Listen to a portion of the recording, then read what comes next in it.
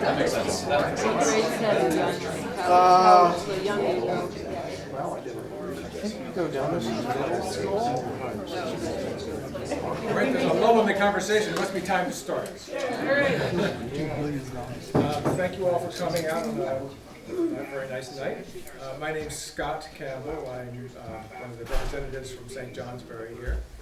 And we have a few other, three other legislators.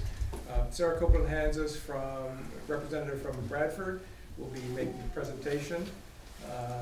Representative Brian Smith from Derby is here, and Senator Jane Kitchell from California is here also. I want to tell you a little about my background. I've worked in energy efficiency and housing since about 1991, and I've been really aware of the challenge of transitioning an economy from oil, from petroleum, from carbon-based fuels to something else ever since then. And it's really become obvious in the last few years especially that this challenge is right before us. So that's what we're here to talk about. I'm a member of the Climate Solutions Caucus in the legislature, which has, I think, 84 members, is that right? Out of 180 total, including representatives and senators. So there are a lot of people who are in the legislature who are really concerned about this and trying to figure out what it means for Vermont, for rural economies generally, and for the nation and the world. So we've had a lot of working groups over the summer, 3 or 4 working groups over the summer, and I was chairing one working group on building energy efficiency, and we've come up with some priorities that we are going to try to move forward this next legislative session. And Sarah's going to sort of go over that, and then we're going to have a lot of time for questions at the end. There is some cookies and cider in the back there. If anybody would like some. Also, there's water in glass jugs. Glass jugs. It's not moonshine. So please enjoy. All right. So should we get started? Yes, absolutely. All right. Great. So I'm Sarah Copeland-Hanses, and thank you so much for coming out tonight to talk a little bit about the work of the Climate Solutions Caucus. We're thankful to have Senator Kitchell with us tonight because as from her perch in the Appropriations Committee on the Senate side, she's got a good view of the ways that we have been investing in helping Vermonters transition away from fossil fuels in previous budget years, and so we may call on her memory to help us out if we get questions during the Q&A about things that we've been doing. But the fact of the matter is that there is a growing sense of urgency among Vermonters that we need to accelerate our transition away from reliance on fossil fuel. And when Scott talks about building energy, that really fundamentally is making it possible for you to keep more dollars in your pocket because your home or your commercial building is more efficient. And there are a lot of advances in building science, not only in terms of how we insulate and ventilate our buildings, but also in the new technologies that are available to more cheaply heat our buildings without reliance on fossil fuel. Come on in, there's more seats in the back. And if we need more chairs, you can feel free to grab them. So this is a few of the members of the Climate Solutions Caucus really pointing out that what we're focused on in terms of our core principles are the principles of equity, which means that the solutions need to work for somebody who lives in Barton in the same way that they work for somebody who lives in Brattleboro. And equity also in terms of different people on different ends of the ability to invest or pay for some of these new technologies. So we need to make sure that we are focused on equity. Focused on the environment really means focused on only investing in the activities that help reduce our reliance on fossil fuels at the same time.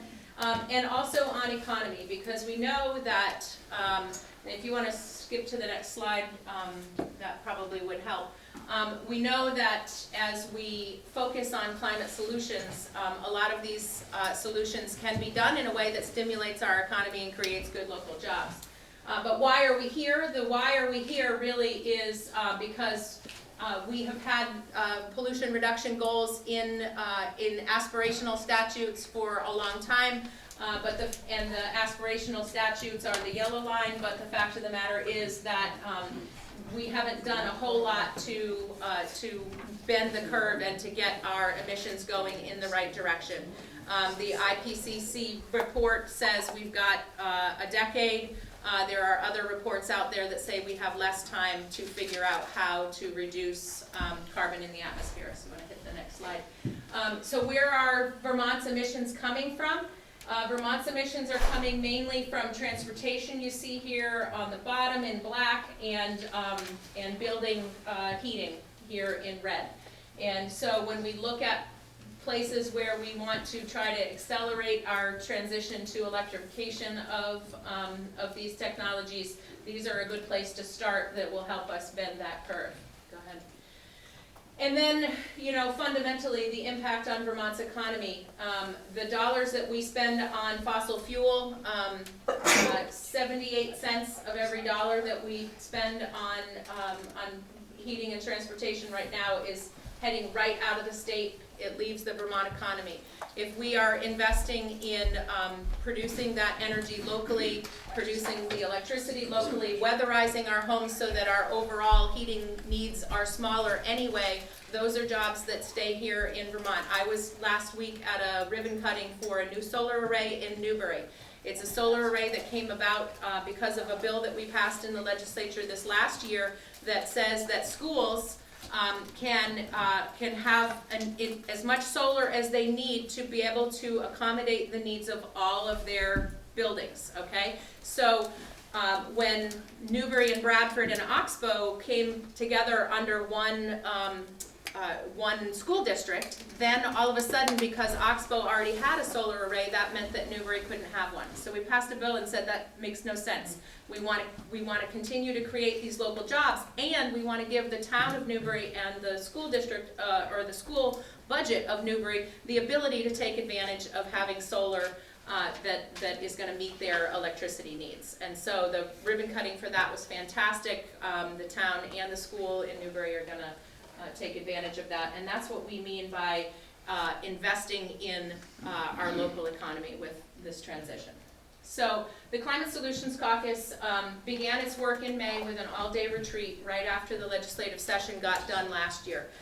We felt frustrated that we weren't making progress, we weren't engaging people on the level that we felt we needed to, and so we wanted to spend some time not only thinking about the policies that we would like to put forward to help Vermonters see where we're going in the future, but also we wanted to work in this kind of a public engagement campaign. And so we've been holding these meetings all around the state. This is the 6th or the 7th meeting, I think, and we typically have between 40 and 75 people at the meetings with a good, robust time for some Q&A afterward, which we will definitely do.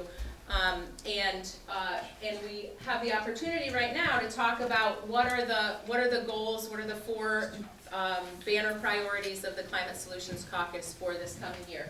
So they come in these categories. We've got accountability, we've got cap and invest, we've got building efficiency, which I may punt to Scott because he's the one who's the expert on that, and then we have the electrification transition. And so those are the 4 banner priorities, and the first one is about accountability. For any of you who may have looked at the Global Warming Solutions Act that was introduced last year, that was a starting point, and I can guarantee you that the bill that is taken up in January will look very different from that, because we're listing this as a Climate Solutions Caucus priority, but the Committee of Jurisdiction has been working on it all throughout the summer and fall, and they will be putting a new idea forward. So the Global Warming Solutions Act concept is that we take our aspirations, remember I showed you those on the initial the very first slide, we take our aspirations and we put them into statute as requirements. Because the fact of the matter is that up until now, we've been blowing through every aspirational target we've had. Those targets were set by Jim Douglas, those targets were set by Peter Shumlin, reaffirmed again by Phil Scott, but we have been blowing through them because we don't have any accountability. We don't have any entity or law that says, legislature and governor, you will sit down and figure out how to make this work for Vermonters. So Massachusetts passed a a Global Warming Solutions Act over a decade ago, and it has helped them to focus their attention on how to reduce greenhouse gas emissions in Massachusetts. And then just this past year, ooh, that's fun. Just this past year, as long as you guys are okay with it, I'm fine if the lights are off. New York and Maine passed a new Global Warming Solutions Act last year, and so we will also look to New York and Maine and say, what did our neighbors do? And is it better than what Massachusetts did? And if it is, we want to borrow it, because there's no sense in reinventing the wheel on that. It takes our aspirational goals and puts them into binding requirements, and it is also really foundational to our future action, because it will set up a scenario where we're able to get the data that we need out of agencies of state government, and we are able to demand that the legislature and the governor come together to find solutions. The second banner priority is going to be to support the implementation of the Transportation and Climate Initiative. So I realized that this should also include Virginia down here. So geographically, the Transportation and Climate Initiative is a regional program that has been in the works for a number of years across a couple of administrations here in Vermont. So it started under the previous administration, and Phil Scott's administration has been continuing it. It is 13 jurisdictions from Virginia all the way up through Maine. And the concept here is to do similar to what we did to green up our electricity sector through the RGGI program. Anybody heard of RGGI? Okay. So this is very similar to RGGI. It caps the amount of emissions for your transportation sector, and it allows for investment in each of the jurisdictions that join the Transportation and Climate Initiative. We want to make sure that this collaboration happens regionally, because we know that Vermont is not an island. Our borders are porous. Our fuel economy comes from outside of the state into the state. We want to make sure it's happening regionally. We also want to make sure that the proceeds are invested in things that will help Vermonters save money, okay? Because the advantage that we got out of the RGGI program is that we used those proceeds to invest in efficiency to help Vermonters keep more of their money in their own pockets. And we want to make sure that as we enter a multi-jurisdiction transportation and climate initiative, that we're not using that money to pave roads and build bridges, we're using it to save Vermonters on their fuel costs. And then we want to make sure that we're also sharing best practices from other jurisdictions and accelerating the positive impacts of those investments. So here's one for instance, and I don't know if this is something that we'll move forward with, but it was a good idea that I heard. Massachusetts is actually teeing up under their governor, Charlie Baker. They are teeing up the concept of doing a bond. So they will take out a loan to accelerate investment in maybe electrification of public transit buses or electrification infrastructure for charging stations. And they will front load those investments now and pay for it with the proceeds from TCI for years to come. And that just makes sense to see where we can find ways to front load those impacts that will save Vermonters more money in the long run and accelerate that. How's that TCI going to work? Like, how are you going to cap emissions? So I'm happy to get into details with you after we've gone through the whole thing, but I am going to admit to you that I am not a RGGI or a TCI expert, but I'm happy to give it a try. So let's go on to the third and fourth banner priority. So workforce development in building efficiency. There are a lot of good-paying jobs in this sector of our economy, and there are a lot of people who are currently doing those jobs, and we can help them to do them better by making sure that our tech centers and our colleges are teaching best practices in terms of building science and efficiency. So we want to, yes, you jump right in here because you're going to get a lot more out of this one. So, as I mentioned, I chaired a working group this summer that looked at building energy efficiency and how can we improve up the game in the industry, in the construction industry generally. And we heard a number of things, but three things stood out. One was, we have energy codes now, we have energy standards. We've had them for 20 years. Something called residential building energy standards and commercial building energy standards. And they are required. But what happens if you don't follow them is nothing. So there's no enforcement, there's no requirement sort of in statute or in law that forces compliance. So there was a lot of talk about how do we increase the compliance with the energy standards. And we came up with some ideas. One of them is to require new construction, new residential construction. Typically, commercial construction does comply because those projects involve architects and engineers and who are aware, first of all, of the requirements and their job is to follow codes. In the case of residential construction, a lot of builders just aren't aware that these are requirements. In new construction, more builders are, so one of the ideas for the stick part of the idea was to require documentation that a new building, a new home is complying with the energy standards in order to close the financials on the building. So that's an idea that we're talking about. This would only apply to new construction. It's only a small sliver of the market, but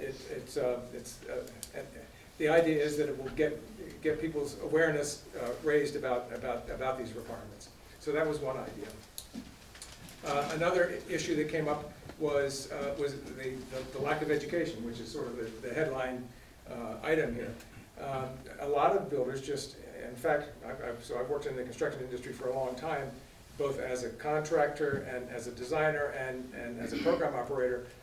And it's amazing. You would think that people would understand sort of the basic concepts of building science and energy performance of buildings, but the knowledge base, the knowledge level in the construction industry really isn't that high.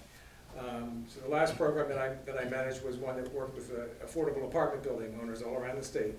And the architects, these projects typically involved architects and engineers. Architects would put a spec in the requirements about you'll meet a certain air leakage specification. They wouldn't necessarily know what that meant. Contractors would bid on it and they would say, yeah, we'll meet that spec. They wouldn't necessarily know what that meant. And the installers on the job, they wouldn't have any idea what it meant. So it was really important that we had somebody, one of our energy auditors, here on site regularly to help them figure out, well, so how do you meet this? When you install a window, what does an airtight window look like? And so typically they would show up, one of our guys would show up and say test a window before all the windows were installed. They test the first one, and contractor installer would say, yeah, I think I installed it correctly. We would test it, and we would be able to show them where the leaks were, and they would be amazed. So that kind of help and education is really important. It's really laborious and time-consuming, but that's how really the only way we're going to change the industry. So education is really important. Another part of education that we heard from, 24 different organizations, including architects and teachers and I don't know, just a whole array of builders and developers. And another point that they made was that even sort of basic physics understanding wasn't there for people to be able to understand what they were doing.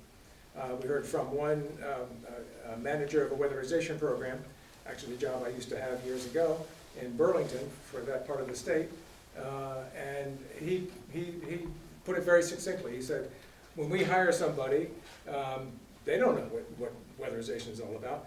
And it takes us about a year to teach them what to do. It takes us another 2 years to teach them why they're doing it that way. Because it's just not, it's not part of the sort of basic knowledge of most builders. So workforce education is really important. And a third dimension that we talked a lot about was the need for more funding for basic weatherization. So we have a weatherization program in the state that serves somewhere around 800 or 1,000 dwelling units, some apartments, a lot of single family. And the funding is around roughly $10 million a year. Some of that money comes from the feds, only about I think less than $2 million comes from the feds. Most of it comes from a state fund that was set up around 1990. And we could do a lot more units, or the weatherization program could do a lot more units if there was more funding. The eligibility for the weatherization program is up to 80% of area median income. In practice, the program only serves up to around 60% of the area median income. The people who are between 60 and 80 are kind of permanently at the bottom of the list because more people keep coming in the door who are at a higher priority because they have fewer resources. So if we were able to find more revenue to support that program, we would be able to get more units done. And these are the folks who are at the highest energy burden in our society. They pay the highest proportion of their income towards energy, and these are the folks who are going to be have the most impact from higher energy prices going forward. So we really need to have a sustained effort at working on these folks' houses. So that's the third part. And actually, another dimension of that is the people who are just above 80% of area median income, what are termed moderate income households, that also need help. They may not need a full subsidy for the work that's getting done, but they need some assistance with some grant funding, some loan financing, and most of all, they need expertise to help them figure out what they're doing. So those were sort of the three highlights. There are a number of other things that we could talk about if you have more detailed questions. But that's the building energy part of it. So thank you, Scott. And again, you know, this aspect of our goal is really about saving Vermonters money, allowing more Vermont families to keep more of their heating and cooling, increasingly cooling dollars in their own pockets through good weatherization investment. Oh, and I didn't mention one other idea that was talked about, which was builder registration. This is a bill that has already passed the Senate and is now in the House, and will be acted on this, I hope early in the next session. This would require builders to be registered. Right now, we don't even know who the builders are. So this would require builders to be registered. It would not be a sort of a certification of their competence. It would just be name and address and are you square with the government with taxes and child care, child support payments and things like that. So it's just basic registration.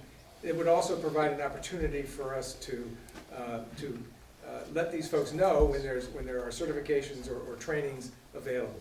So the registration would be mandatory. The certifications would be voluntary, but there would be, as I say, an avenue for getting that information out to people, and for also letting the public know who are registered builders and what certifications, if any, these builders have.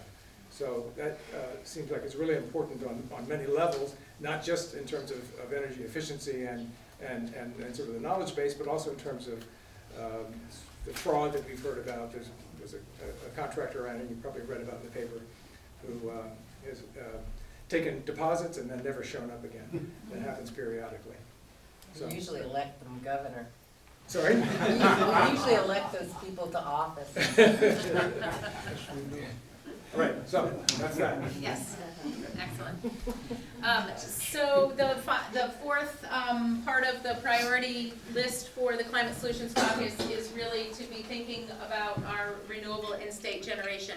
As we move to electrify more of our heating and transportation technologies, we know we're going to need more electricity, and we don't want that electricity to be coming from out-of-state sources, and we certainly don't want it to be coming from fossil fuel-based sources. So what is the answer to that? Well, the answer to that is to promote renewable in-state generation. So how many times have you seen somebody who has solar panels on their roof, but their roof is kind of only half full? Lots of times, right.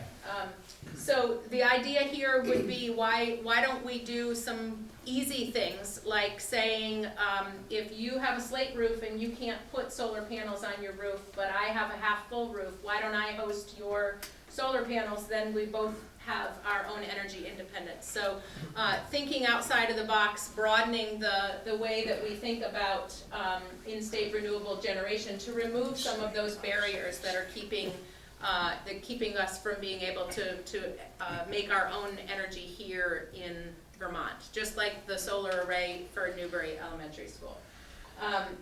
So we also want to make sure that we're streamlining the incentives for low carbon technologies, because here's a for instance for you. If you were to go to a car dealership and say, I want to buy your electric vehicle, show me the Leaf vehicle, and I want to test drive that. The dealership needs to know what electric utility you're from, because right now each individual electric utility is running their own different incentive program. And so how about if we think about just kind of streamlining those incentives so that it's easier for you to know and for the dealership to know, and it's easier for you to make that calculation of what's it going to cost for me to buy this electric vehicle based on who my electric service provider is. The last bullet here is to continue this transition towards an all fuels efficiency utility. Right now we have an efficiency utility called Efficiency Vermont, and we collectively fund them through a small surcharge on our electricity bills, and they've done a lot of work over the years to help us be more efficient, so that we're not using as much electricity, so that when our utilities needed to go out and buy more power, we could keep that to a minimum by conserving, by using more electric efficient appliances and light bulbs. And so what we want to do is we want to take that model that has helped save Vermonters so much money on their electricity bills and use that to help us save money on all fuels. And so the idea of an efficiency utility that would help Vermonters understand the best ways to do efficiency kind of across the board, which would help a lot in terms of what Scott was talking about, how sometimes the contractors don't know the best practices, but this efficiency utility would at least help the homeowners to be able to understand and get advice on what the best practices are. So yes, go ahead. So we have heard an increasing cry from people from around the state saying that they want climate action and they want us to move forward now. It has been difficult to come together with a consensus around how we move forward, because these are difficult issues, and they're sort of they're pointing us towards big changes in the way we move around and the way we heat our homes. We'll go ahead and skip to the next one. But there are a lot of organizations who are also advocating for this. And again, I'll come back to the point that we are talking about solutions that will help the Vermont economy by putting more weatherization contractors to work, and more electrical contractors to work as they're helping with the installation of new solar.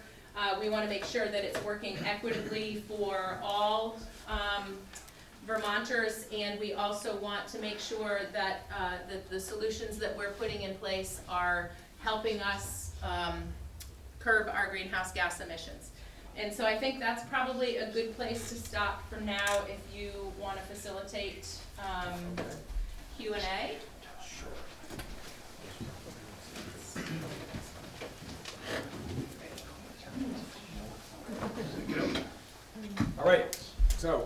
first of all, how many folks are from, let's say, St. Johnsbury here?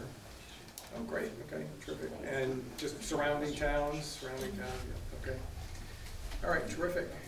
New Hampshire? Anyone from New Hampshire? I always have to ask when we're on the board, just wondering. Middlesex.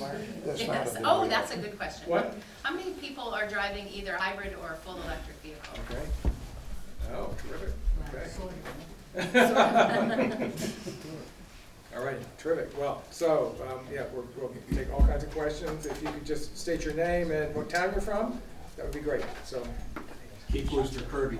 So when you, the regulatory assistance project that was published in February laid out, they looked at 3 different studies. The RFF, which was the Resource for the Future, which is a carbon tax. The MJ Bradley and Associates, which looked at the transportation sector. And then the third one was that Energy Futures group that looked at the housing needs.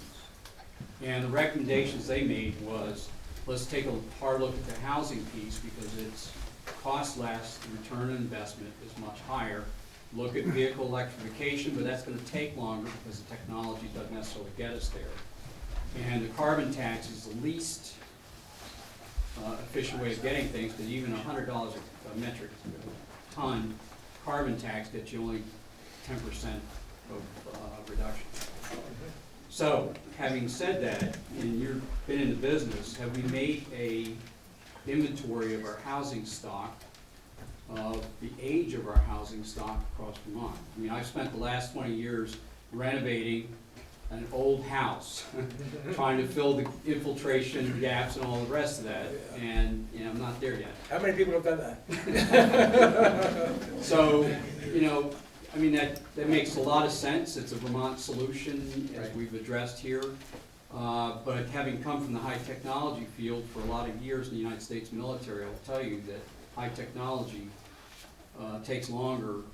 Right. We don't have medium or heavy-duty trucks. They're only going, they just test them now. Right. So all of the materials, the goods and services that are moved in and out of the state are gonna have to be done on fossil fuels for some time to come. And, because the vehicles they're testing have half or quarter of the range of modern commercial vehicles. So that, going back to the housing solutions, where can we go with that, I guess? So one of my takeaways from those studies, which I did read, at least some of, they're very long, was that the carbon tax, even though it's sort of the most elegant solution for the economist, because it's taking the external costs and putting them into the price of the commodity, which makes sense. But in terms of actually getting at greenhouse gas reduction, a much better approach is setting a limit on the emissions, and then letting the market figure out how to get there. Mm-hmm. So that's the idea of cap and trade or cap and invest, and that's also the idea of another idea. Part of that is placing a small fee on perhaps fossil fuels or on something, raising a little bit of money somehow to fund efficiency programs. So things like Efficiency Vermont, the weatherization program, if we can find ways to raise some revenue, and it makes sense to raise that revenue on the use of fossil fuels in order to stimulate efficiency improvements. And you're right, in terms of housing, efficiency is the first thing. It's the biggest bang for the buck. There's no question about it. Once you have an efficient house, putting in an air source heat pump becomes a smart option, because heat pumps throw out warm air, not hot air, and they also so you want your building to be fairly airtight and well insulated, but they also provide cooling in the summer, which we're probably going to need more of as time goes on. So I think it's a really sensible thing to focus on housing. In terms of transportation, so buildings emit somewhere around high 20s, 27%, something like that, of our emissions, and and transportation is somewhere around 43%. So together, they're 2/3 of our emissions. Transportation is going to be a lot more difficult because, yes, the technology is sort of just emerging, and especially for heavy trucks, it's just on the horizon. And the other issue is the charging infrastructure. We need to get to the point where charging an electric vehicle is as easy as gassing a gas vehicle, filling up a gas tank in a gas vehicle, and we're not near that yet. So I guess the question on the housing stock, because I've looked at, my own house and the cost of doing that, to put a charging, a fast charger at home, I gotta replace the panel, because I got a 100 amp panel, I don't have anything more than 20 amps on the breakers. And you need 30 amps to put a fast charging system. Even more. I just did this, and I actually have a 100 amp panel too, and I just put in an electric service 14 years ago. Why it wasn't a 200 amp service, I don't know. But anyway, it's a 100 amp service. I think it's a 40 or 50 amp breaker for that 220 volt charger. But anyway, it can be done, and it doesn't draw all that it's rated for anyway. Because, right. But let's go It's a somewhere. cost. Okay, Alice. Yes. Okay, what I'm gonna say is really outside the box, but I had this feeling when you were talking about jobs and the frustration of how do you educate people.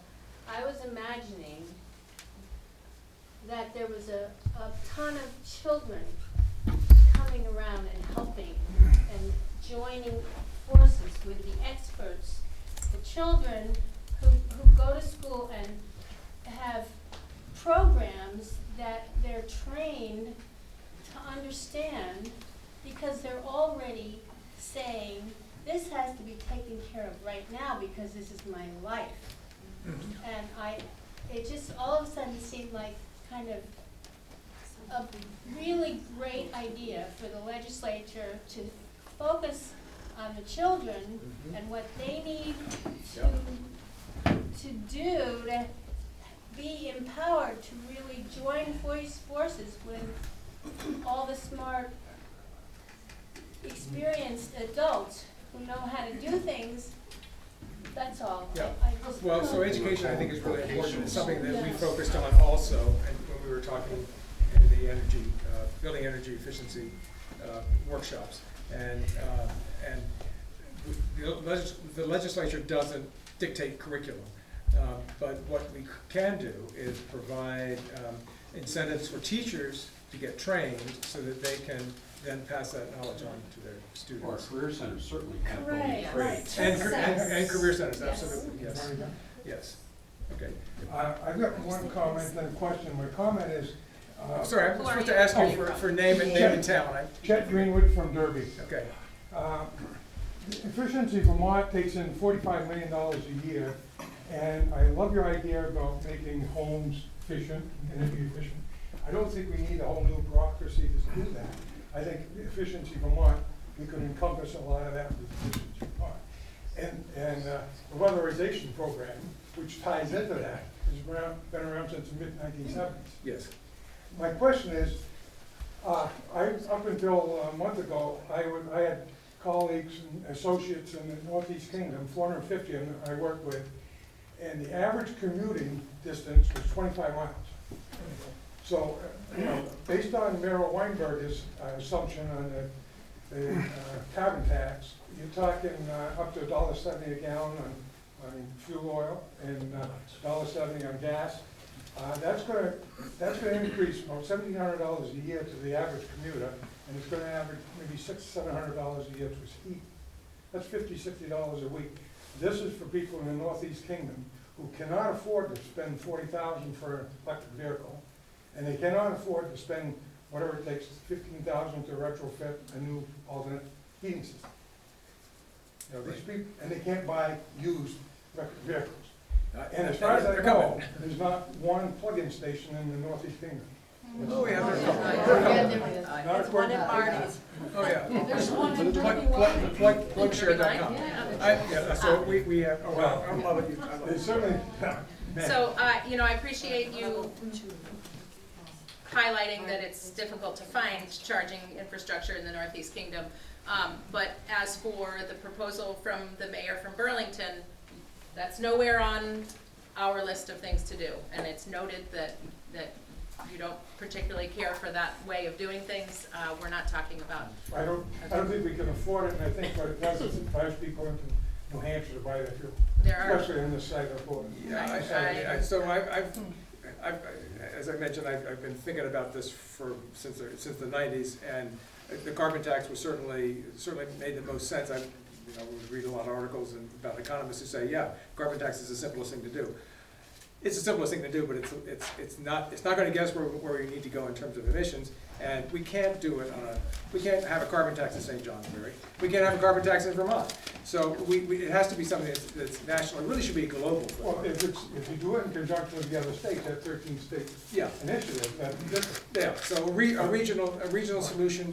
I mean, the 13-state. That's not on the docket. That wouldn't fly. Yeah, it's not a carbon tax. I mean, Vermont is 47 to 48 in business friendly. Yeah. And that's not the best, that's the worst. Yeah. And we can't absorb any more taxes. Right. In the Vermont economy. Yeah, gotcha. All right, somebody back there, I guess, yes, sir.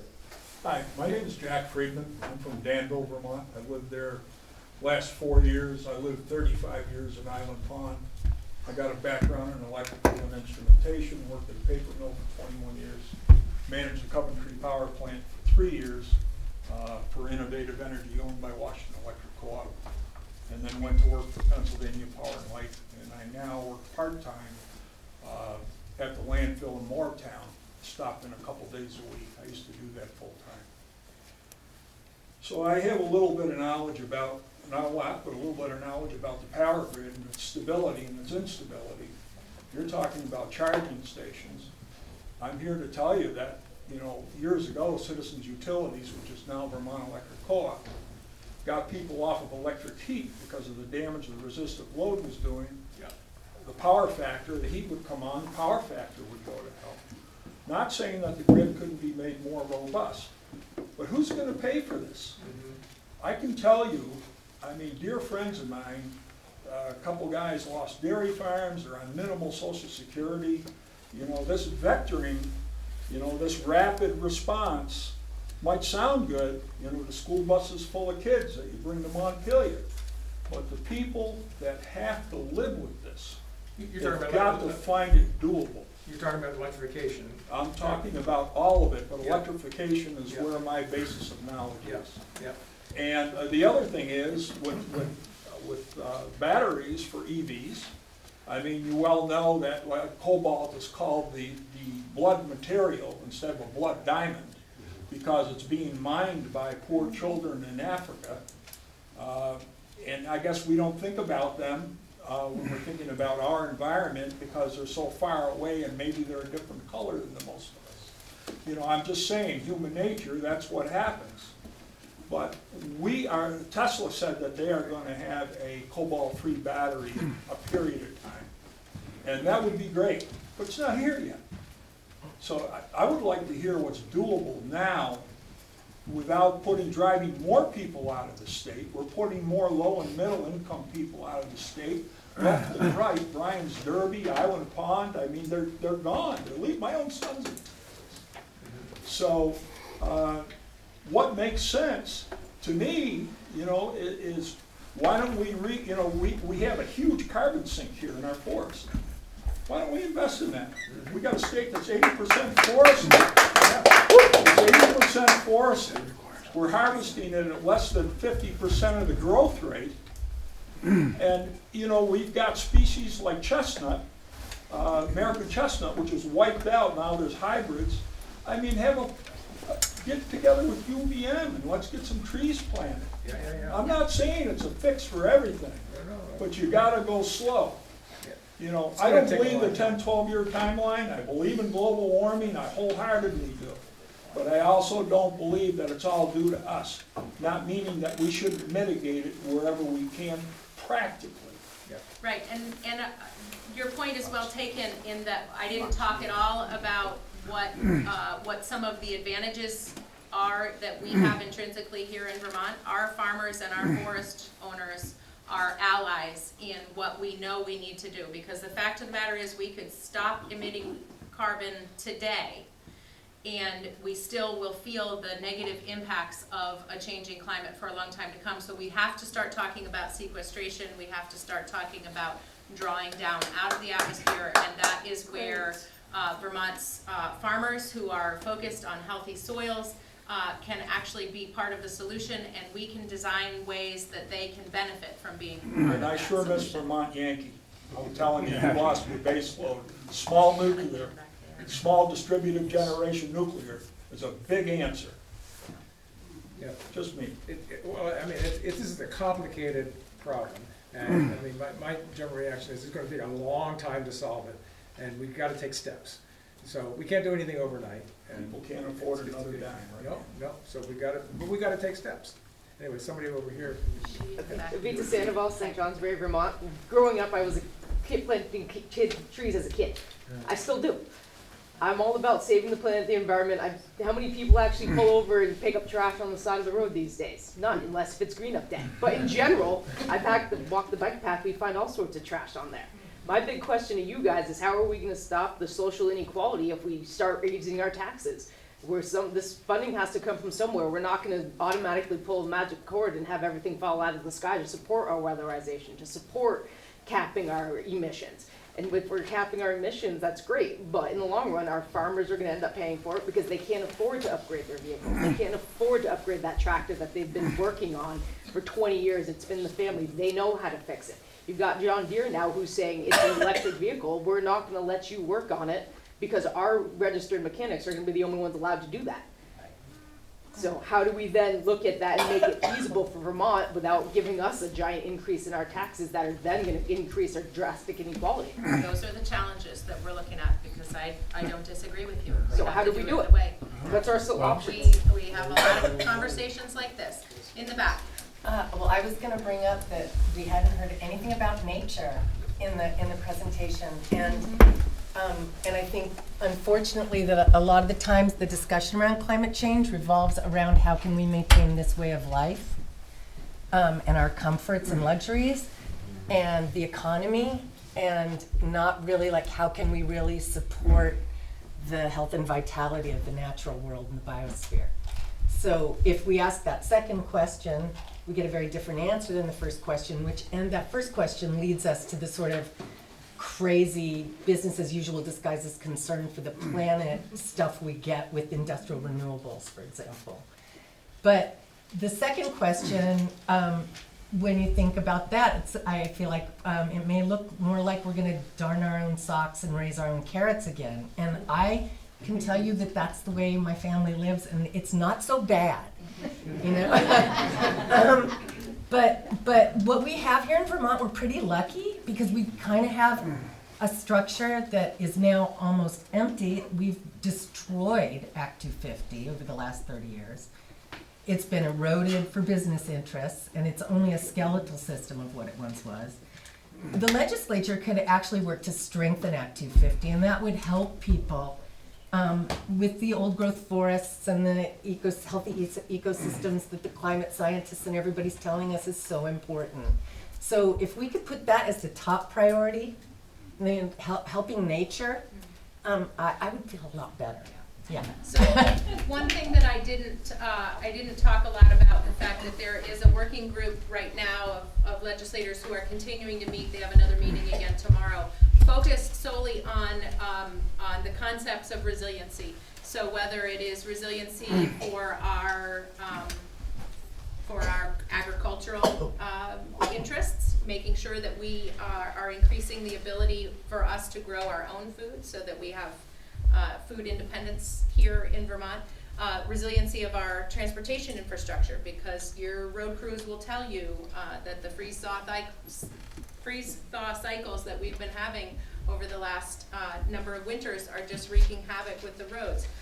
Big storm events that are also making it increasingly important that we upsize our culverts, and resiliency of our electric grid to make sure that we are accommodating for the fact that we no longer have a, large load Vermont Yankee power plant pumping power in, in high tension wires, that we have more of a distributed generation system. So this resiliency concept, while it doesn't probably honor your very good point that we're not really talking about nature, it does recognize that we have more that we can do to hold on to the beauty that is Vermont and the assets that we have, that I think increasingly people from outside of the state will want to come and join us in when their coastlines are flooded and when wildfires drive them out of wherever they live now. So I want to follow up on one thing is, I think that the challenge that's facing us is not stopping climate change is happening. It's adapting to climate change and finding ways to be resilient, become resilient, and also finding ways to draw down greenhouse gases and manage our agriculture and our forests for sequestration instead of for maximizing output or some other goal. So that in really broad strokes seems like to me the challenge that we're facing. Lots of people have their hands up here. I'm sorry. I know you. I can't remember your name. You're JT, right? Brian Smith from Derby. Oh, sorry. Somebody from behind me? Yeah, somebody behind you. Sorry. JT Dodge, Newbury, Vermont, Carbon Tax Group. This is one question I do have. I had a few questions that I kind of jotted down, but so I'm wondering about this one particular because it hits the heart of one of my concerns. Do you personally support the concept of making Vermont's greenhouse gas reduction goals mandatory, regardless of the cost to taxpayers and the impact to economy? I mean, this is one of the proposals is the Global Warming Solutions Act would sort of relook at the goals that we've had, and because we've slid past the goals, we've slid past our benchmarks, and make those goals into requirements. How that works, that's a big conversation that I can't address right now. It's going to be a long conversation. We'd like to know. But that is what Massachusetts did. That is what Maine has done, and it's the only way that we're really going to reach our goals. So you support making them mandatory regardless of the cost to taxpayers? No, not regardless of the cost. Not regardless of the cost? No, and I don't think that anybody who's elected to the legislature supports doing anything regardless of the cost. I think we're all about having a good conversation and making sure that it's working for our neighbors, working for the businesses that we own, working for the communities that we live in. But otherwise mostly mandatory? Mandatory?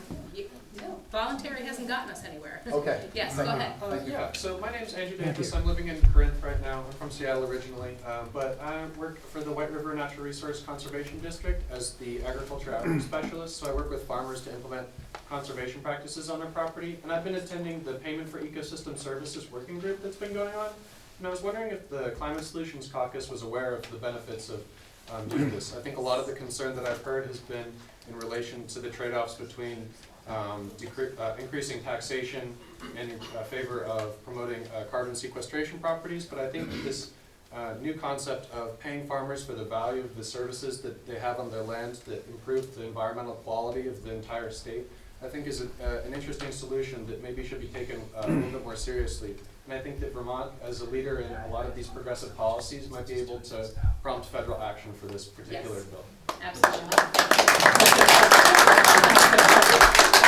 That wasn't a question, but I appreciate it. Are you aware? Are you aware? Yes, I am aware. Yeah, okay, good. But yes. And thank you for sharing your expertise with all of these fine people. So. Okay. Thank you, Brian Smith from Derby. Talking about a little bit about electricity. And I think last year or the year before, there was talk of incentives for low-income people to purchase used electric cars. There was something that was passed. I've sold cars for 40 years, and I know if you buy a used electric car in 2 years, you're going to spend $4,000 for a battery, or $3,000 for a battery. I've had mine for 10 years. Yeah, depending on how old I your don't- car yeah. is. 2007. How many electric cars have you sold? None.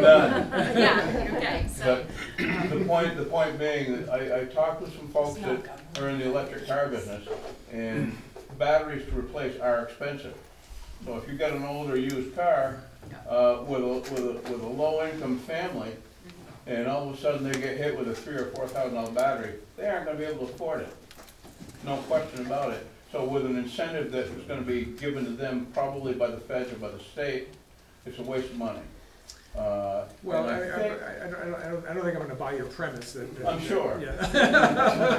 And that's okay. But, Well, having owned, so we bought a Prius in 2006, we bought, we leased an e-Golf, which was all electric, 4 years ago. My wife's had a Bolt for the last 2 years.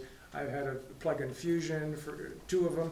Now I'm driving a Volt with a V, that's a hybrid, plug-in hybrid.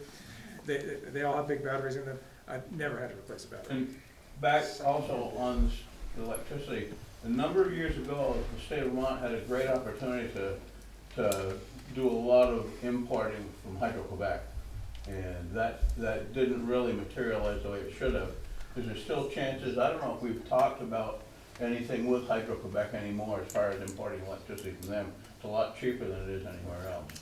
so those are decisions that each utility is making as they look at where they want to acquire renewable, electricity, and all we're talking about as a matter of policy for the Climate Solutions Caucus is encouraging the in-state generation so that we have that, energy independence. Question Can I here? speak to that? Yes. Hydro-Quebec destroys the indigenous territories in northern Canada. They're completely rerouted reverse. I think it's really insane to call Hydro-Quebec renewable. Well, I've been up there a lot, and there's an awful lot of water and a lot of dams. And there's a lot of people that depend on the existing agricultural, we're destroying the land in northern Canada by using Hydro-Quebec's power. Ancient tracking and Do you want to call on the next? Yes, ma'am.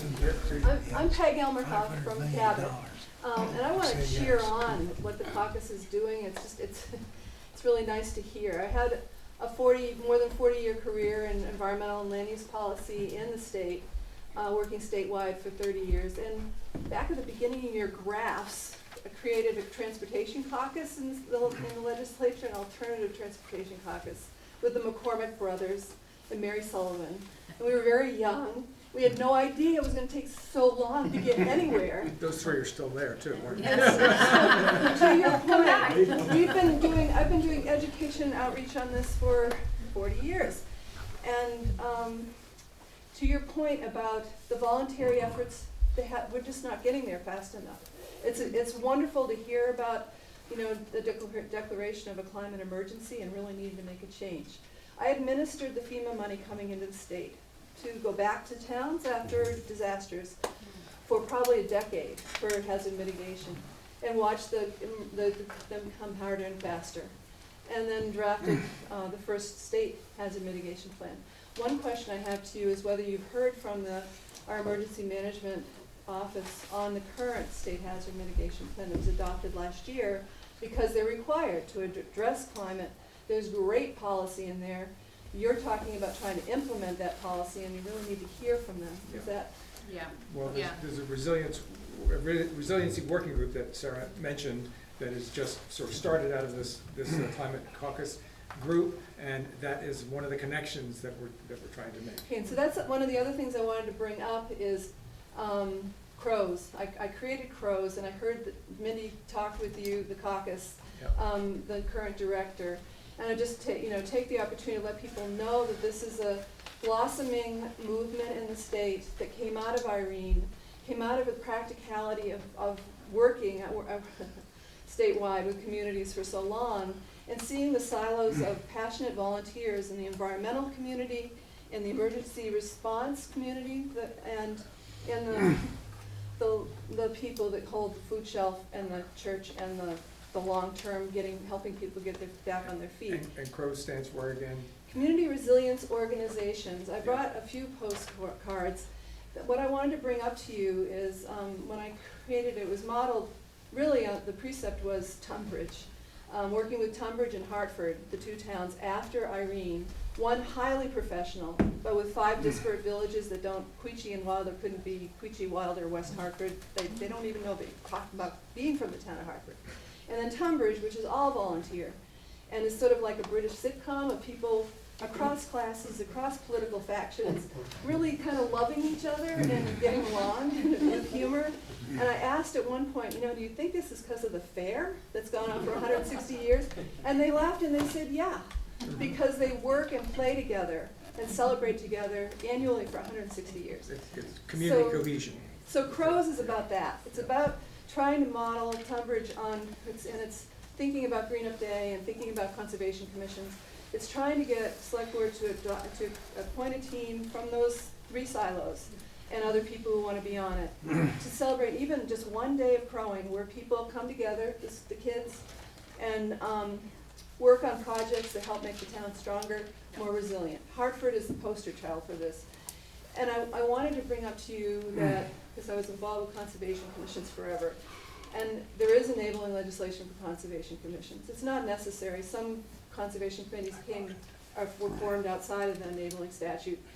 But it would help to have enabling legislation that sort of creates the framework for crows and brings it to people's mind, lets them know about it. It would just call attention to it that much more, that it's out there, it's doing really well in the towns where it's happening. And I think social connection and growing to trust each other across the divides we have is enormously important in climate adaptation. So, one more point. Can I make one more point? Let me bring up Act 250, the bill to bring that in for the next 50 years. There's just a couple of words that I've been trying to get into, a couple of criteria, and I'm hoping that they're going to show up. But it's about passive heating and cooling. And if you look at the hazard mitigation plan, and if you talk to the health department, who has a great webpage on climate effects, that what we're seeing in Vermont, our most common hazard is extended power outages. And the extreme heat events are happening. And the health department has a page that is showing, and they've started to keep a record for the last 3 years of deaths in Vermont from extreme heat events, mostly isolated older women. And so there's so much we could be doing with our new buildings. I mean, definitely we do need to be doing the weatherization. Everything you're talking about is great. I totally think you're going in all the right directions. But as far as new development, new building structures, you really get at it with Act 250. It only addresses, they only review 30 to 40% of the development, but like the low flush toilet, that came into being the norm in Vermont way earlier than any place around because it was happening in Act 250. And there's this insulation standards, the same thing. We're way ahead of the other states. So let's put a couple of words in there about siting, building and site design that really pushes passive heating and cooling to make our buildings more comfortable as we're dealing with the extended power outages and extreme cold and heat. Great. Bring your contact information up to me, and I'll make sure that you get connected. The guy in the back. The guy in the back. Whose arm must be really tired by now. So my name is Ben Luce. So I actually have been an active renewable energy advocate since the mid-90s. And I basically wrote most of the legislation in New Mexico that got renewable energy off the ground there. And so I'm deeply immersed in the policy sides. And so I've been working with the public, and I see a lot of the same issues here that we saw there. And there's a lot of concern in the room about price impacts and things like that, economic impacts. These kinds of things are quite solvable now, if you guys do the policy right. And I'll first say, the legislature did not do the policy right in New Mexico. In Vermont. You guys totally blew it with the previous target, with pushing wind power, the whole 9 yards. Completely destroyed the integrity of renewable energy in Vermont, cost the state hundreds of millions of dollars, did terrible environmental damage, and divided the public. Total disaster. And it was totally avoidable because all of the data showing that solar was coming down in cost quickly was going to undercut wind. That's much more environmentally friendly. You have much larger solar resource here than wind, 100 times over. That was all obvious. So I'm a total believer in photovoltaics. I was telling people 20 years ago that this stuff was on a learning curve that was going to take us to grid parity by around 2015. That's what it did. The technology is on your side now. Can I ask you to just say what you mean by grid Yeah. parity? Because I So- know what you mean by that. Oh yeah, but so you grid might- parity is when, photovoltaics gets down to the point where it becomes competitive with conventional rates. Solar panels, when I started in this business, were $7 a watt. They're 30 cents a watt now. They're dirt cheap. Made in China. And it's gonna, not just made in China, they're made all over the world. We have reached that point where that technology is gonna sweep in and take over electric power generation worldwide, and it's happening. That is the future of electric power. And it's easy to get that promoted and implemented here. Now, the key to it though, the mandatory versus voluntary, all of that stuff, it's perfectly fine to mandate this stuff in however you're gonna do it, especially renewables.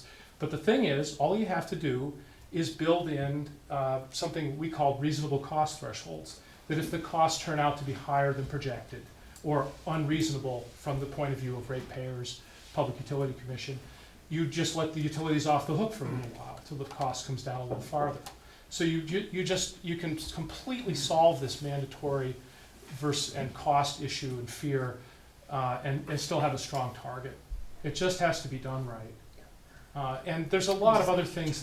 One other thing I wanted to say on the building efficiency side, 10 years ago the state passed this clean assessment districts law that allowed communities to declare themselves clean energy assessment districts. And the idea was to have towns be able to issue low interest rate, long-term loans through a municipal bond bank and fund building upgrades, and then have those upgrades attached to as a line item, property line item on the property tax. I thought that was a great mechanism, and we need something of that power, something that can, an economic program that can marshal $50,000 a house if needed all across the state. Putting that as a tax on, it's great to have Efficiency Vermont and ramp up the thermal efficiency programs and that, and get that. You can get out there and do a lot of that, but you're going to need a lot more firepower on that, and you need to rethink that kind of program. Because it's local and it's developed by the local municipality. Is that why you like that? I don't know if reviving the PACE program is the way to go, but you need something like that that is going to be able. So somebody said, "Where's all the money going to come from?" The money's already here. It's flowing through the energy economy. You guys put it up on the board. It's $2 billion, right? Yes. All you need to do is redirect that cash flow. And one way to redirect that cash flow is you make it cheaper for people to renovate their house now and give them positive cash flow so that they can do it in a big way, so that, Lindenville, I used to live in Lindenville, I now live in Newport. I calculated in Lindenville, $5 million a year is going out the door, right? What if that money stayed in much of that money stayed in the community, because you're not buying all that oil, because you have much more efficient buildings. So the money's there. It's just a matter of good policy structure.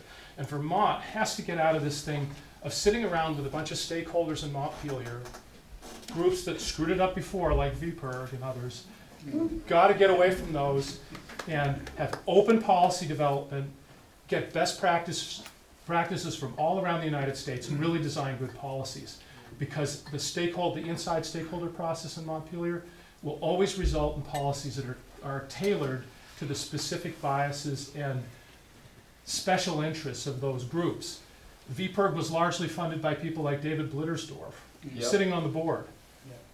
Of course they advocated for wind, even though it was completely insane. That's the kind of thing that comes out. You gotta get better policy development. Thank you. Trying. Somebody who hasn't talked before. Mary.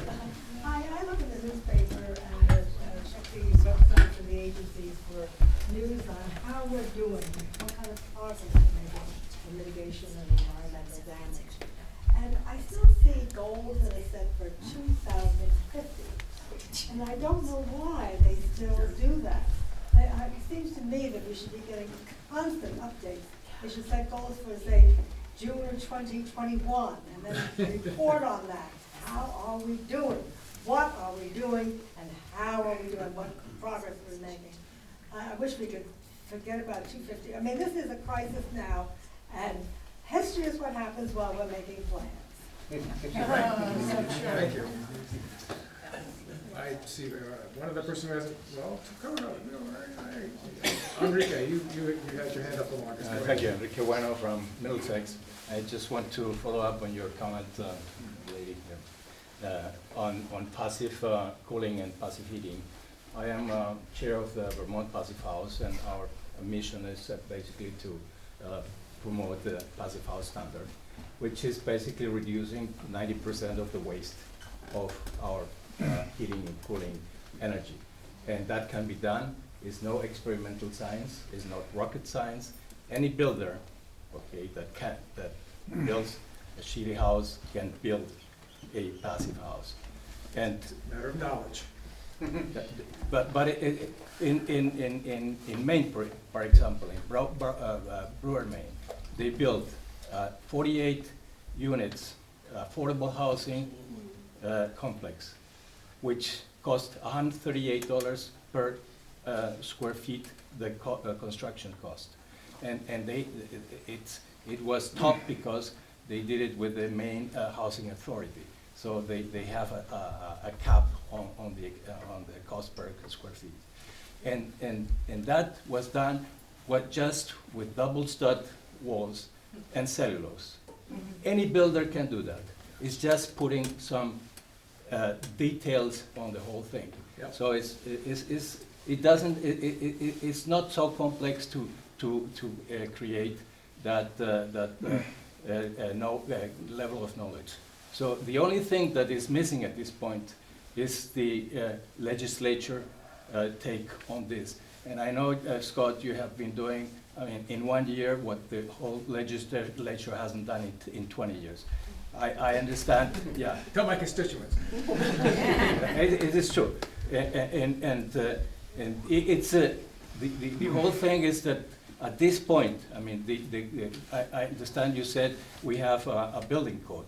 Our building code is 70%. I mean, the upgrade of the building code that's supposed to be enforced starting next year is 70% short from what we can do. So we're building new buildings that are weatherization clients the very first day they start to operate. So that doesn't absolutely make no sense. That is a place where we can start. It doesn't cost us anything.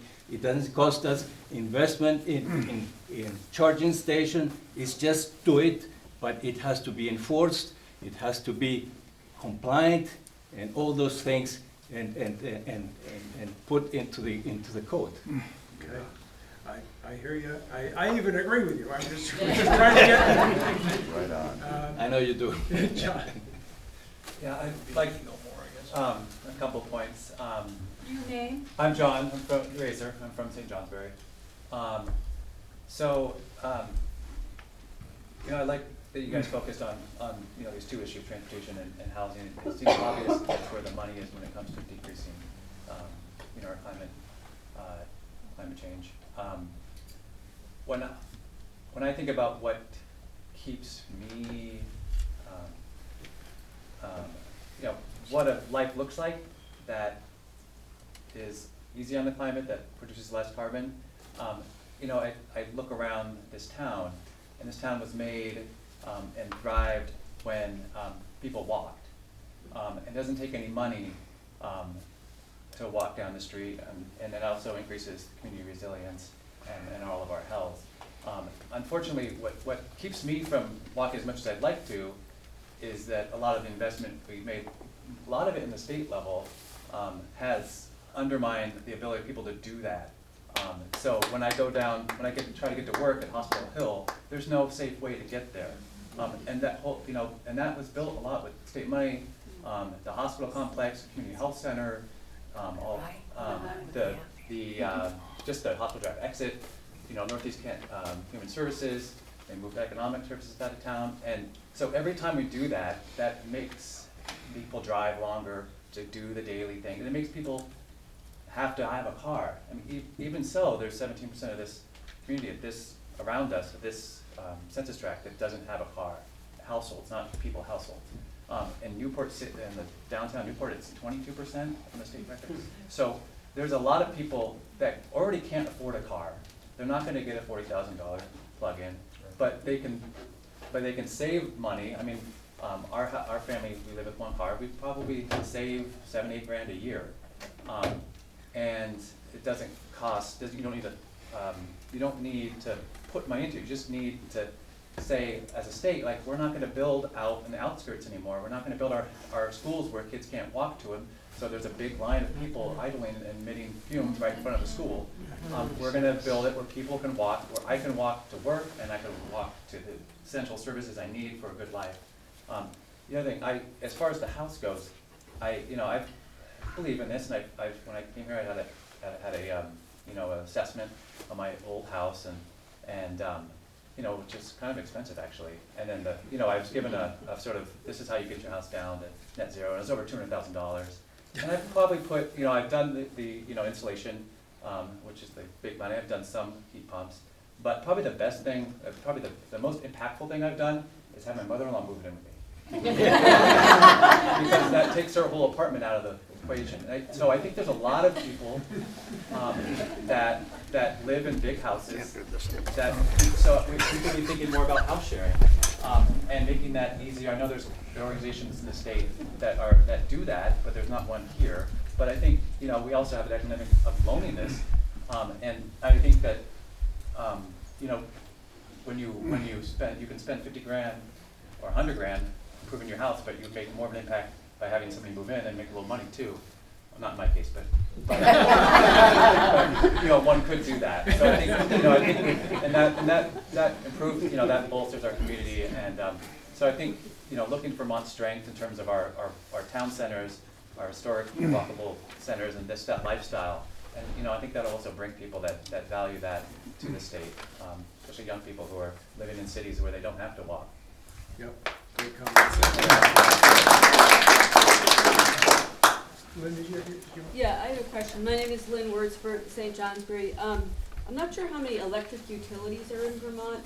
I know they kind of do their own thing, and I was wondering if part of what you're talking about involves regulate or standardizing them to some degree.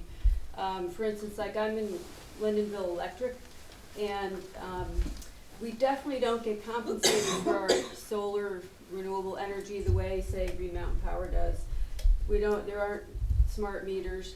I'm just wondering if some of the money that you collect through Efficiency Vermont could get funneled to some utilities to help pay to put smart meters. I mean, I know it'll put some people out of work who drive around and read meters, but I guess you can manage the grid better with smart meters. We lose our power a lot, and it's get on the phone, call, it just seems like it's very uneven around the state of how utilities function. So is that being talked about at all, or is there any way to address that? I'm sure that there is a way to address that, because in Vermont we care a lot and we communicate with each other, and we do things, we find new ways of doing things when we find that the old way doesn't work anymore. As far as how many utilities we have, I want to say we have 13 or 14. Yes. Right. 14. Something like that. Yeah. And some of them are small municipal utilities, which are sort of vestiges from when we electrified and the villages got electricity first, and so they held on to their power and light company, or whatever they call themselves. So there's a bunch of small ones, and then there's a few larger ones that cover a broader geographic area. And so these are all conversations that we need to have in terms of maybe you don't have access to the kinds of renewable energy or incentives that you'd like to, because you have a teeny tiny utility. So these are give me your contact information before you leave. I would love to have a follow-up conversation with you. Conrad Bellavance. I live in Newport Center, and you had showed a slide up here, and you're saying how in Vermont we spend $2 billion importing fossil fuels from out of state, how much do Vermonters spend on importing electricity from out of state? And from what I understand, Green Mountain Power is owned by a Canadian company. So again, that's, you know, if you're gonna show fossil fuels and how much is leaving the state, show me how much electricity is You're leaving the talking state. about fossil fuels because that's what's poisoning the climate, Well, I right? know, but show me how much electricity we're sending out of state. So there are days when we're bringing in electricity from out of the state, and there are days when we're generating a lot of electricity of our own because our load is low. So I don't know exactly how the electrons flow So, on any again, given day. going back to electricity, you're familiar with the Vermont Fuel Dealers Association, I'm sure you are, in Montpelier. Was it 2 years ago when they started naming storms and they had the polar vortex? And through the Vermont Fuel Dealers Association, the large electric utility companies throughout southern New England to supply all of the electricity that was needed for the 3 weeks of that storm used more fossil fuel, used more heating oil to generate that electricity than Vermont uses in one entire year. So if we are going to rely on electricity, then, and we can't rely on fossil fuels, then you need to have your utilities not rely on fossil fuels. Local and state renewable energy. Yep. That's Agree a with you lot on of that money, one. a lot of fuel in a short period of time. Right, well, this is a difficult transition. Nobody said it's gonna be easy, and yeah, I mean, you made good points. Instead of making fossil fuels more expensive to have us not use fossil fuels, why don't we make electricity less expensive so people will go to electricity? Keep more money in Vermonters' pockets. Yep. Someone who has Lots to answered talk the there. question. I think, sorry. I just put my hand up, I can wait. Yeah, John McClory from Kirby. Tell us why the Transportation and Climate Initiative is not a carbon tax on motor fuel. Because it's a cap and invest program. No, that's not an answer. Well, a carbon tax is an assessment on the point of purchase, and that is intended to, as Scott explained before, intended by economists to drive down consumption of something by putting the externalities into the price of something. Yeah, so if you add up the costs, the external costs of using fossil fuels, and then incorporated those costs into the price, that would be a carbon tax. Well, if you Right. take, Scott, And part of the point of that is to have the price of the commodity reflect the true costs, right? And one of the goals of that then, of course, is to make other energy sources more attractive in terms of the economics. okay, if TCI puts a tax in the form of an allowance on motor fuel sold in Vermont, then it's a carbon tax on motor fuel, and you might as well face up to it.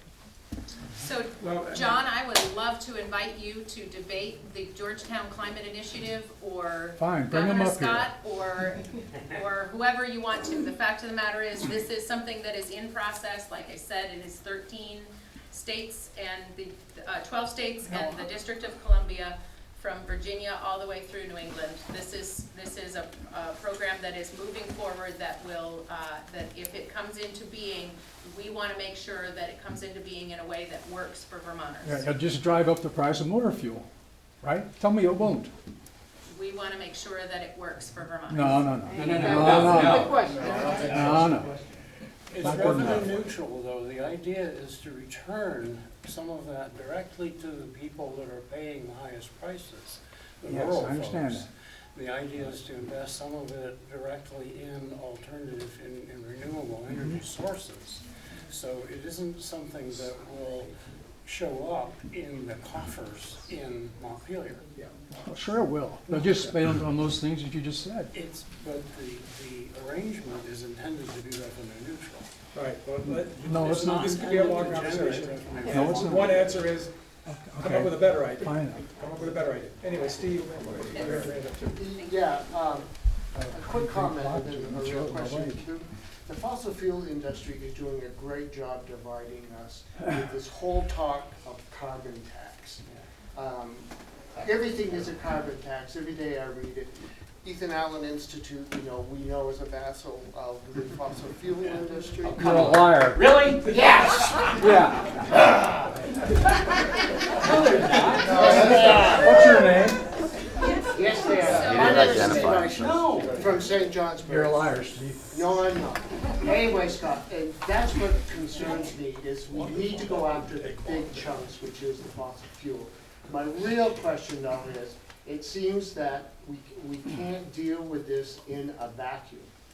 We have to also look at the internet and broadband, because that is what is going to bring the smart grid, the distributed system, to available. So we've got to get broadband throughout the state of Vermont, so that this happens, so that then we can have these distributed, so that when one area goes down, let's say St. Jay Center, then those of us in East St. Jay, if we're up, we can help them over there.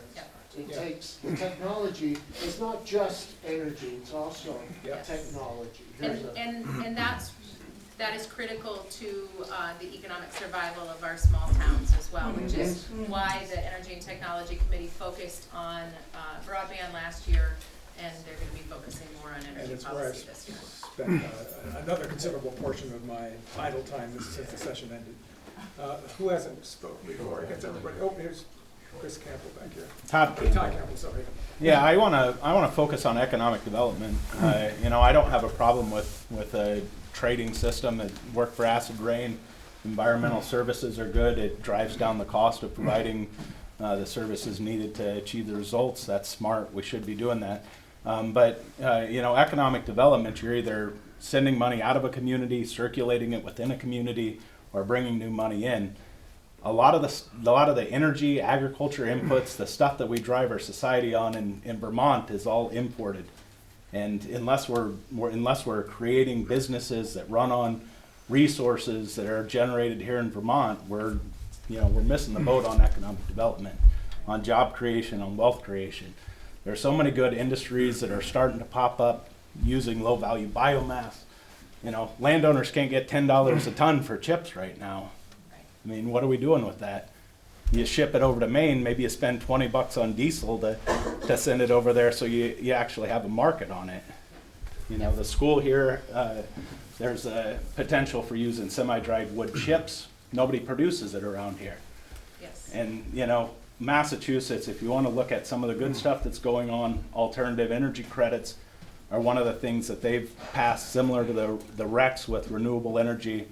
That would be a huge driver on getting modern wood heat, giving an outlet for some of the forestry economy and creating industry in our small communities. Absolutely. So the lens that I look at this problem through is economic development and affordability and workforce development. And I've mentioned I've been working in energy efficiency since the early 90s, 1991. And I learned very early on that the word energy for most people is an eye glazer. Nobody wants to hear about saving energy. They really want to hear about how do you solve my problems? How do you solve my ice dams on my roof or mold on my bathroom walls or whatever it might be. What we're really trying to do here is use the crisis that's before us, the challenge that's before us, as a way to transition to a more economically sustainable economy. And that's the lens that I'm looking at it with. All right, you've had your enough for a while. Yeah, I spoke before, but I wanted to get back to a point you were making on energy efficiency and the contractors and registering the contractors and contractors not being educated. My eldest daughter out of 5 kids is an administrator at Northwest Technical. They've got over 3,000 adults in their adult education program, plus building trades. And I would say that if you're just looking to register contractors in order to get a fee from them to offset the cost of something else, and not do the education up front, well, let me finish because it's what he said.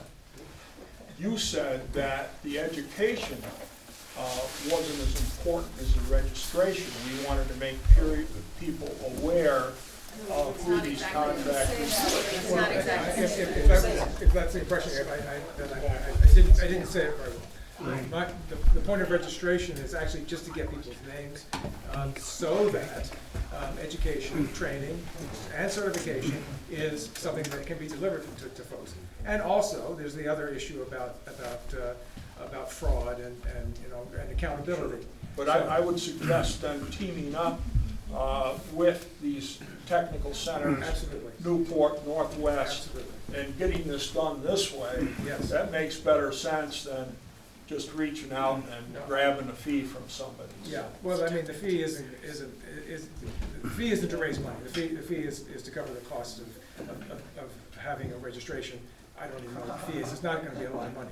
But you're absolutely right that reaching out to the technical centers. Somebody else in one of the sessions that we had during the summer suggested also using people coming out of incarceration, re-entering society as a good source of perhaps of people who could be trained for doing weatherization work.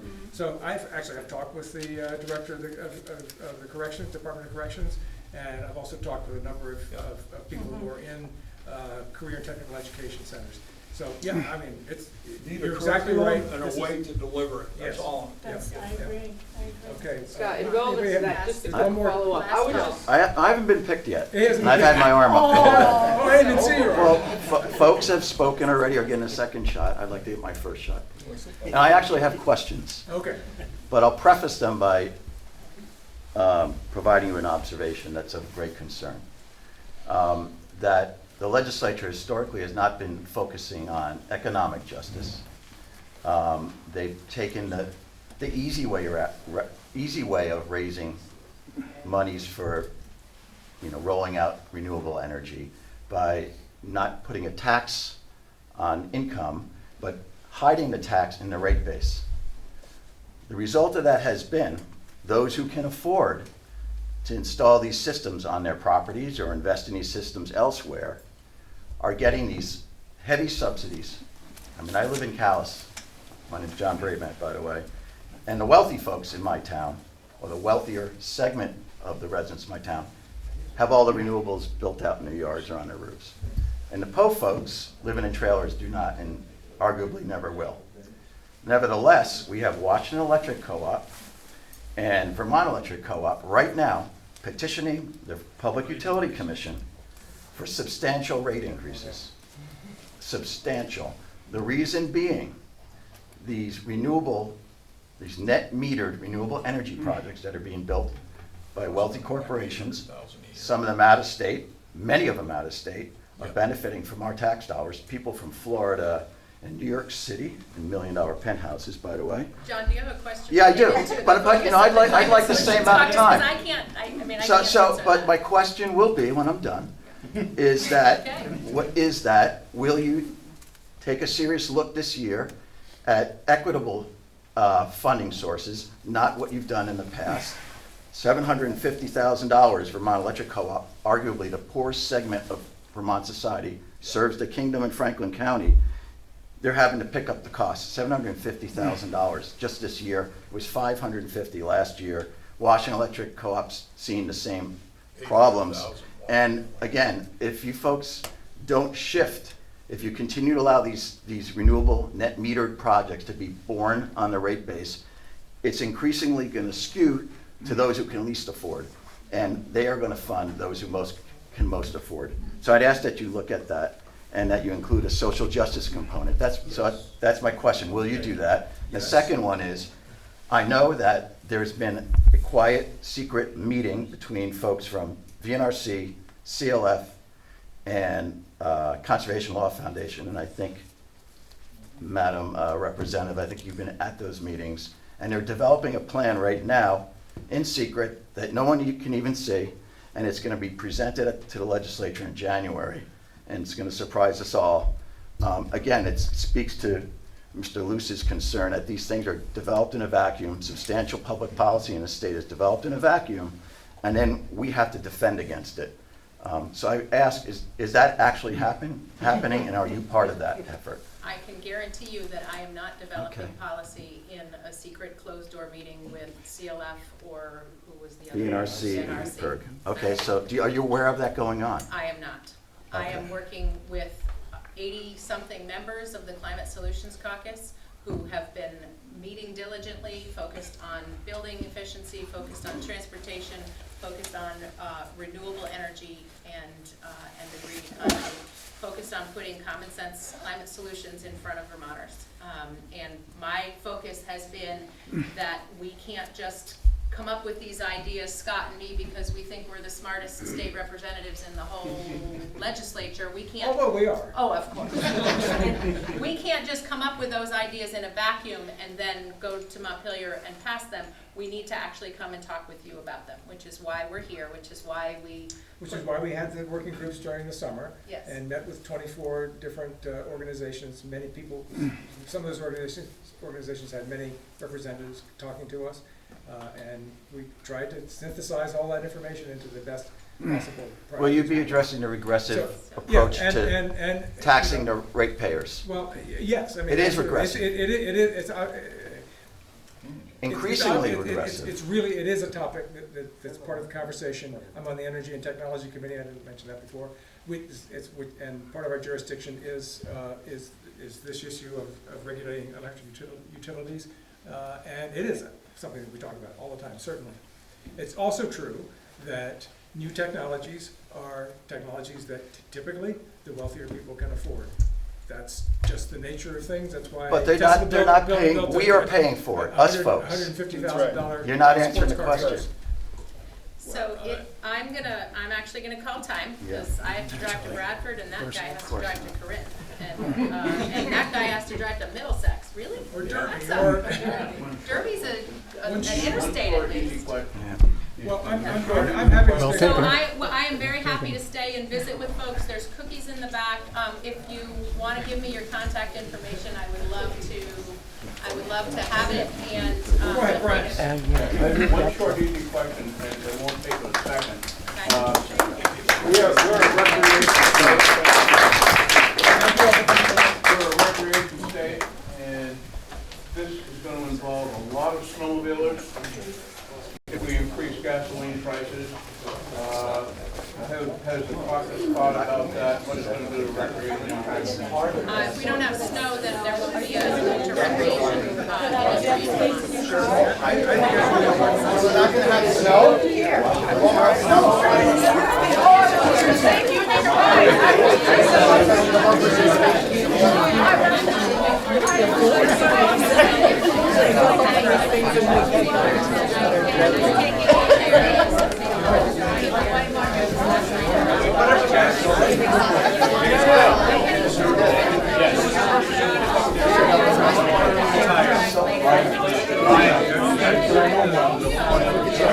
I don't know if it went anywhere, but it's a good point. I mean, the lowest income people, where they're getting subsidized heat and power anyway. But the cool thing is where we need to focus on the middle income, because it is. I mean, solar's 12-year payback still, you know.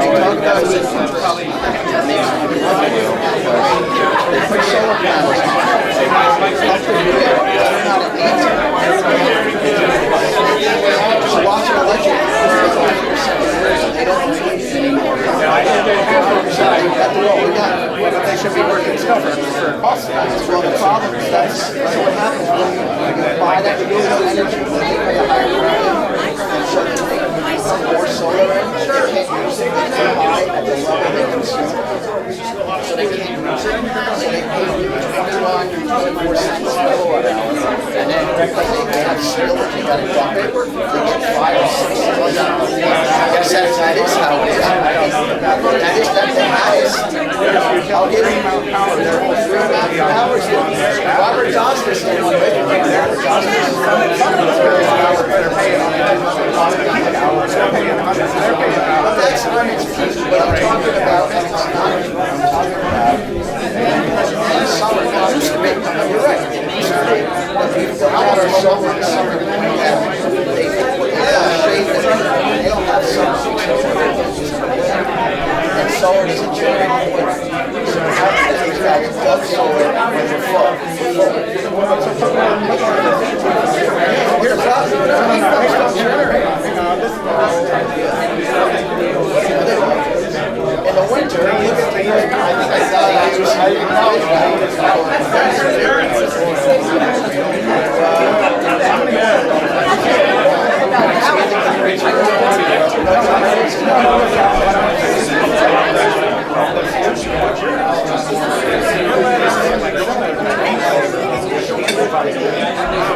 But you want to do on-bill finance, like you want to do something where you give that middle income person, you know, we would hustle.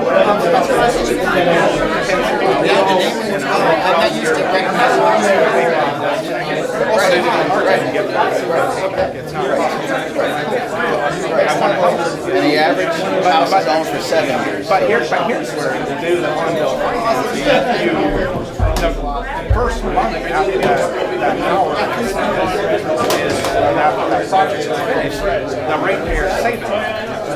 Yeah, if it's on-bill financing over, if it's spaced, if it's the ratepayer that's got the power is saving money. The person who's paying for it is paying for it. But the on-bill financing gets to do that project.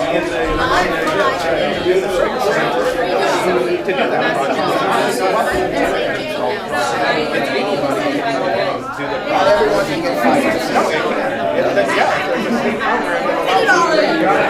Yeah, there's a state program that They look at the financial history. You know, it is, it's true. No, it's your rural utility service has an energy efficiency conservation distributed to treasury plus you live in a trailer and you've got a credit history. But that's what I'm saying. It's not for the ratepayer. It's for the site. That's where the utility is guaranteed. You're saying if the utility bills? Yeah, it doesn't matter. That's different. Well, We're talking about net metering. No, but this is what I'm talking about. Oh, yeah, okay. I'm not talking about what you're complaining about. I'm talking about the better way to do it that hits out of the area that is it and then puts it in. That's different. And that's in our calculus. Well, but it's on-bill financing. So it stays on the bill. You can move out of your house after 7 years. I agree.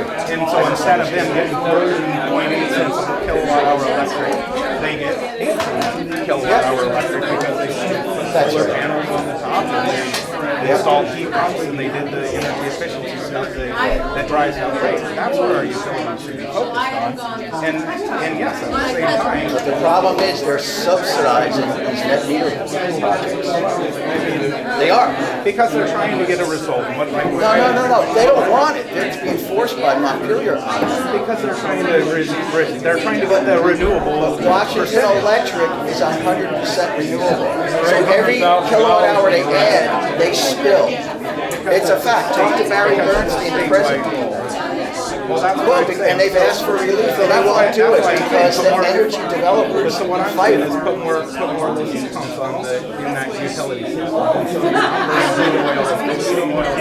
Yeah, but it doesn't help the utility. That helps the climate. No, you would have more.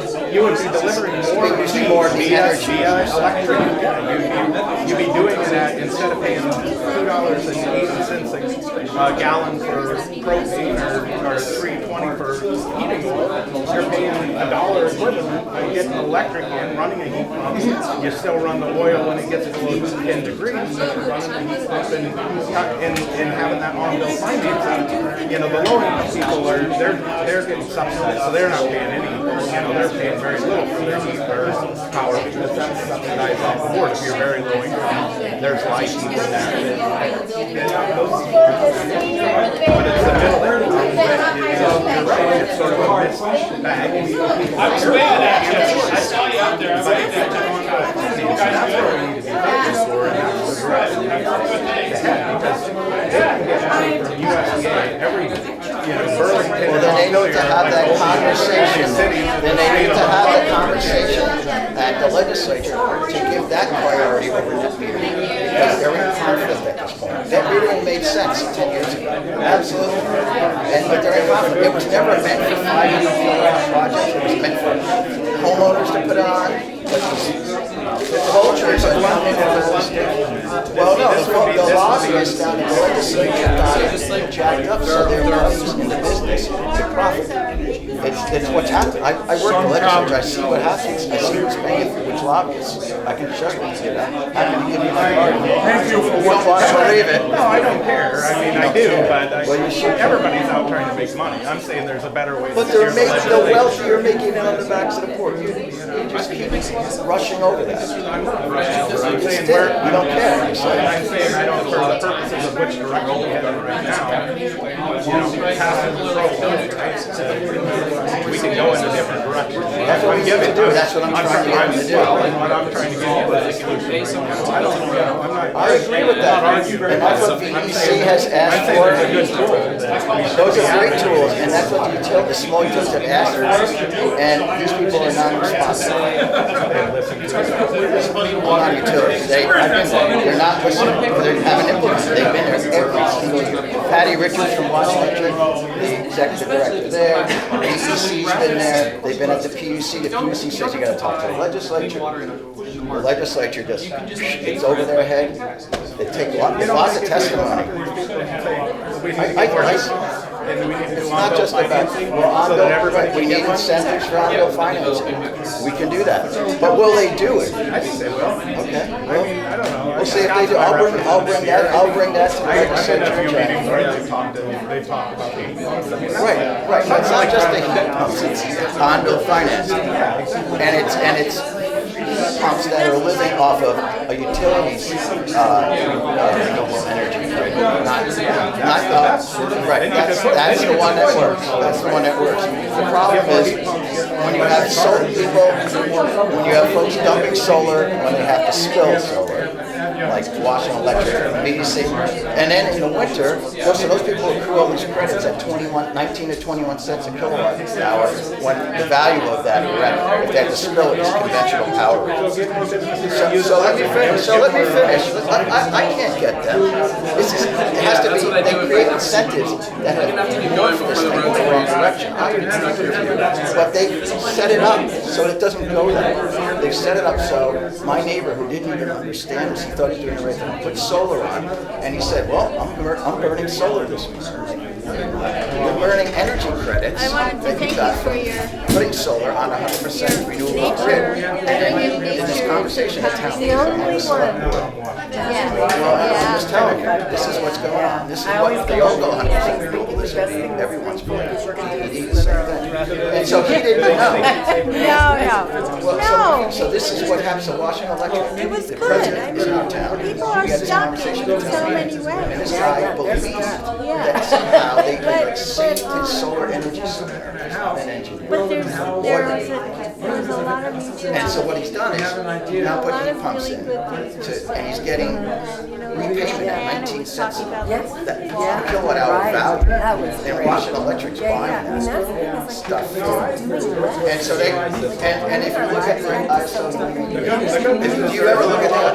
Do you ever look at the ISO? Type in ISO grid fuel chart, and you'll see a pie graph. The pie graph is updated every 5 minutes, and it shows you what fuel sources are. Exactly, actually more important, right here, stop talking about taxes and just, I like what you said about, we have a loneliness epidemic. It's all live together in these houses, but that's, but it, for some of us, it's cheaper for sure. And then they're although, I'm not living in the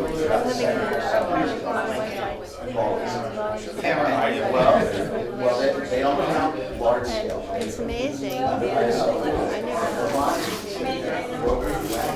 In a way, Now, power bought into which the deal cut was call hydro large. That's the thing. That's why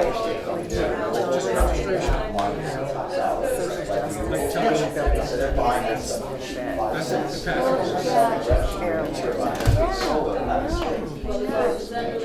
But that's, I think, so they're living in a time like ours and lived off the grid. We use very little energy. This time of year, a lot of election, both my kids still live at home. Yeah, go, okay.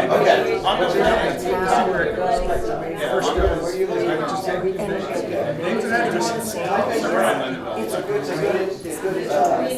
a good walk to each other's places, summer, people are still living here. Everybody's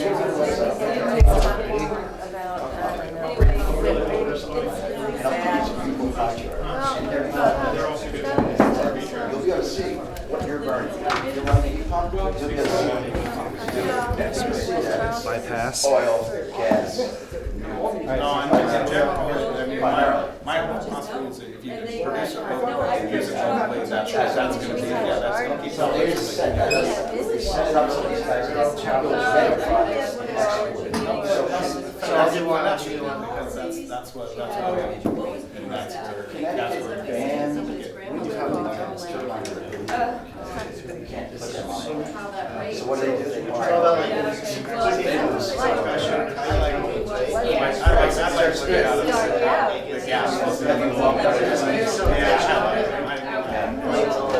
you don't care about the forests, and